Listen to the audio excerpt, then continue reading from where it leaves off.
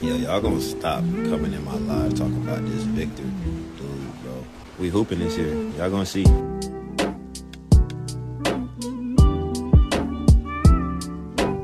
Alright, team. Today we're gonna tune into this Knuckleheads podcast segment where it has Rudy Gay. Now, excuse my outfit. I know you can see I have this formal shirt on. I shouldn't be wearing this. I gotta go cleanse myself with some Spurs gear. As a matter of fact, I got y'all. Hold up. Give me 1 second.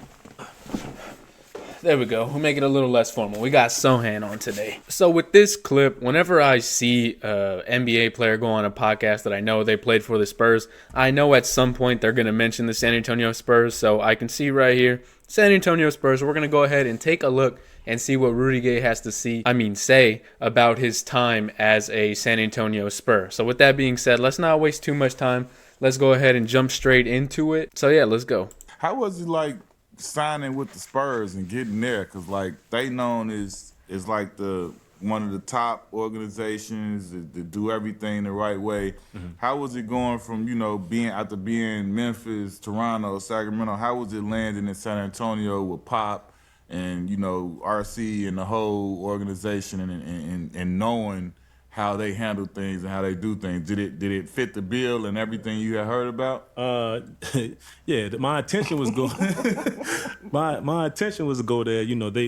How they play and how they rest players. Me coming off of Achilles, being able to get back to myself. That was the whole intention on being there. When I got there, Pop had a vision for me. It was like, nah, you gonna be right here on this bench. You gonna come off. I don't care what you did before. Pop didn't have you gonna look. Yeah, this we don't need that from you. We don't need that, and that's not what my intention was, obviously. So I think we battled with that, for a little while. But Pop is Pop. He's successful, and not to take anything away from the guys because they, Tony, Tim, and Manu. Me playing with Manu, and we all know that he's one of the most competitive people you ever play against, bro. And being in the gym with him and in the locker room with him taught me a lot.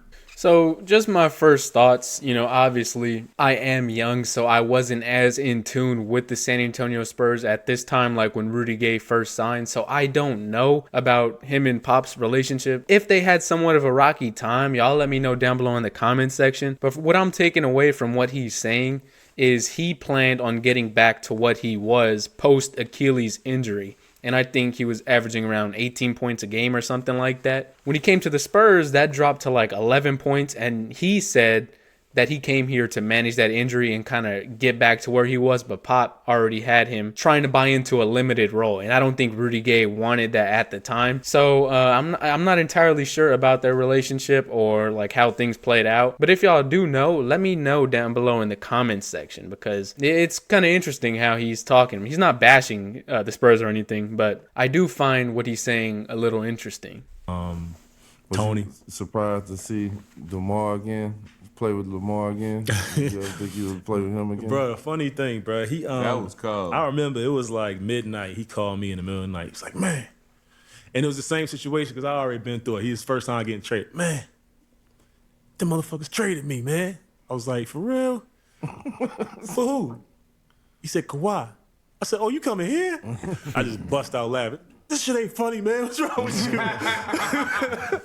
I said, bro, nah, bro, because I was happy to have my guy with me, you know what I'm saying? But, I think for the way we played, both of us, and how we've been most of our careers, I think being in San Antonio was an adjustment for both of us. So, it wasn't that as easy as for some other players. Yeah, that's kind of what I'm getting. I don't know how he felt about his time here. He's not really giving us like a solid answer about it, like if he really enjoyed it or not. But hold on, let me go right back to this.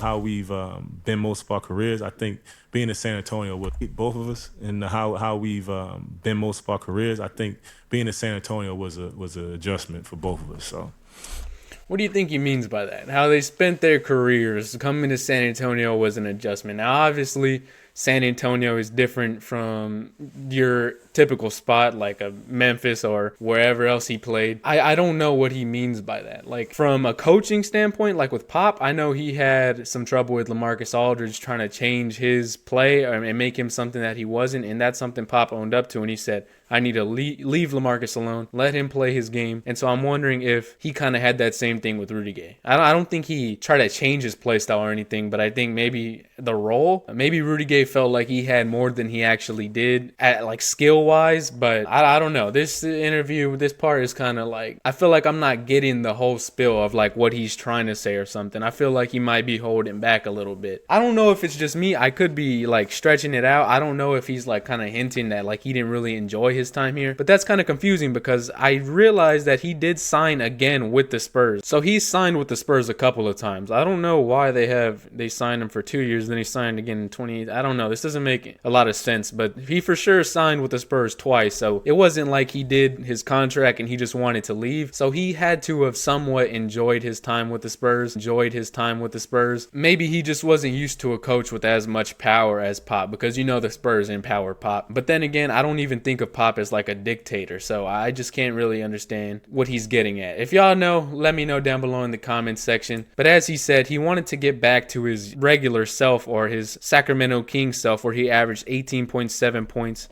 And you can see post Achilles injury, he only averaged 11.5, 13 in the 2020-18-2019 season. But not everybody is Kevin Durant, and that's what makes him so special. If you weren't in tune with basketball, then you wouldn't know that KD had an Achilles injury ever, just by the way he's still playing. And obviously I think Pop wanted to manage that injury and not like try to push him out there. And at this time, 17-18, that's where we still had Kawhi, so they were championship contenders. And I think Rudy Gay never winning the championship kind of like hurt his experience and maybe buying into this role. That's why he had such a hard time, because these 17-18 Spurs, they still had championship aspirations. You know, with 2017 Kawhi, that was a different monster. So he definitely came to the Spurs to try to win a championship and kind of manage that injury. So I don't know why he would think that he was going to come over here and dominate like 18 points a game like he used to have. That's just not the Spurs way. So maybe they could have had some hard conversations about where they view